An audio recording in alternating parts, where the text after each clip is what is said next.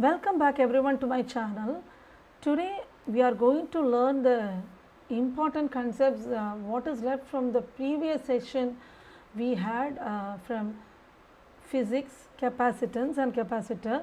Already we have done one part of it, a part of that, and today we are going to quickly go through some important formulas and the concepts, some advantages and all that regarding capacitors and all. And also you have to remember one important equation for this: C is equal to E0A divided by D and V is equal to ED. Okay, and these formulas are important for solving sums, and we will be uploading the sums in some other session.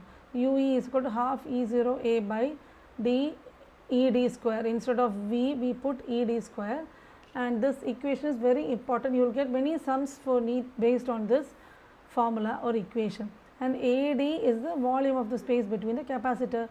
Because we were talking about the parallel plate capacitor and various concepts in the last session. Those who haven't watched it have to watch that and then come back to this video, otherwise you won't get the continuity. The energy stored per unit volume of space is called energy density. Okay, now again UE is equal to U by volume, UE is equal to half E epsilon 0 E square.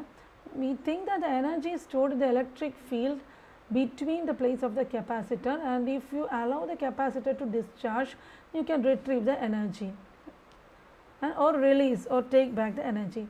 And one important thing to note is that energy density depends only on the electric field and it does not depend on the size of the capacitor plates.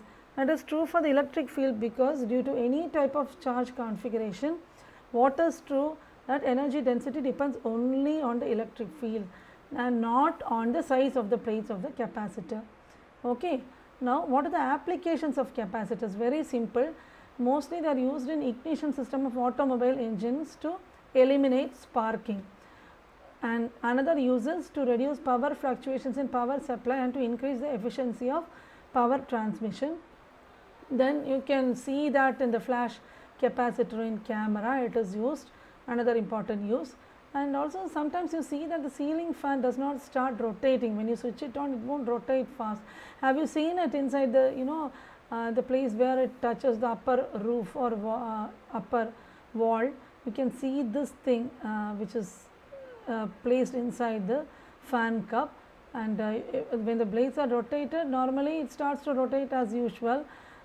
You have seen that phenomena many times. Why it is so? Because when the capacitor doesn't work properly, always when such problem is noticed, you have seen the repair persons coming and changing the capacitor and all that. And another thing is that during cardiac arrest, there is some device known as heart defibrillator. I have shown the diagram later. It's used to give a sudden surge of lots of electrical energy to the patient's chest. So when the heart receives a small shock like thing, it starts beating in most of the cases.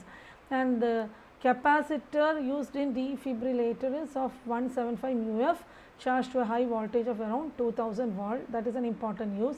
See, this is the heart defibrillator. You can see this. Okay, you can see that in hospitals and all that.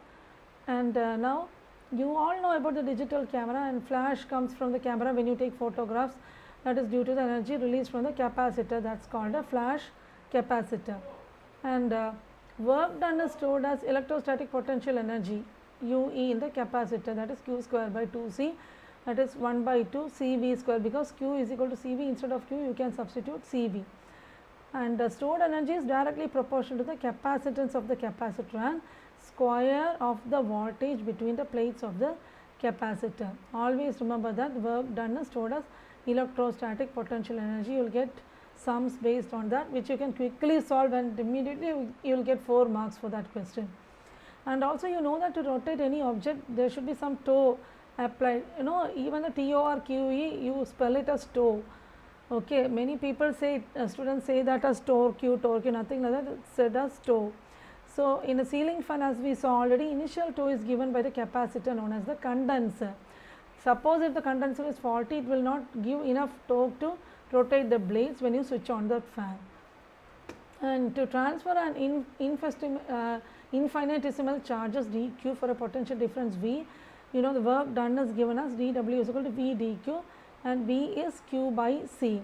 The total work done to charge a capacitor W is equal to integral of 0 to 2 of max students will know this better, q by C dq, that is q square by 2C.